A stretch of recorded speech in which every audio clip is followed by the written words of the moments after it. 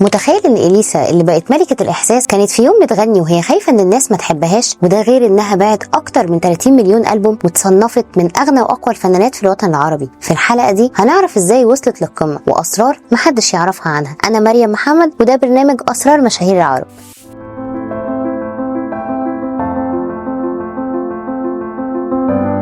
اليسا البنت اللي خرجت من زحلة اللبنانية وقدرت تبني لنفسها اسم من ذهب في عالم الغنى. صوتها الحساس واسلوبها المميز خلوها واحدة من انجح الفنانات في الشرق الاوسط. ورا البريق في حكايات واسرار كتير هنكتشفها في الحلقة النهاردة. اليسا اتولدت سنة 1972 في زحلة لبنان وسط عيلة بسيطة، ودرست العلوم السياسية في الجامعة اللبنانية. اول ظهور ليها كان في برنامج استوديو الفن سنة 1992، ومن هنا بدأت مشوارها الفني. اول ألبوم ليها نزل سنة 1999 بعنوان بدي دوب وحقق نجاح كبير، بس الانطلاقه الحقيقيه كانت مع ألبوم عايشالك سنه 2002، وده خلى الناس كلها تحفظ اسمها عن ظهر قلب. اليسا باعت اكتر من 30 مليون ألبوم، وده خلى اسمها يدخل في قائمه اكتر الفنانين العرب مبيعا في التاريخ. قناتها على اليوتيوب عندها اكتر من مليار مشاهده، عندها ملايين المتابعين على كل منصات التواصل الاجتماعي، وده بيأكد انها مش بس صوت، دي ظاهره فنيه. ألبوماتها دايما بتحقق اعلى نسب استماع زي تصدق بمين وسهرنا يا ليل والى كل اللي بيحبوني اللي كسروا الدنيا وقت نزولهم. اسرار شخصيه عن اليسا. في 2018 اعلنت اليسا انها كانت بتحارب مرض سرطان الثدي في السر، وده صدم الجمهور كله، لكنها انتصرت وسجلت تجربه مرضها في كليب الى كل اللي بيحبوني، وده كان مؤثر جدا. علاقاتها العاطفيه. رغم شهرتها اليسا دايما بتحتفظ بحياتها العاطفيه بعيدا عن الاضواء، وقالت اكتر من مره انها كانت بتحب وممكن تتجوز لكن الزواج مش هدفها الاول.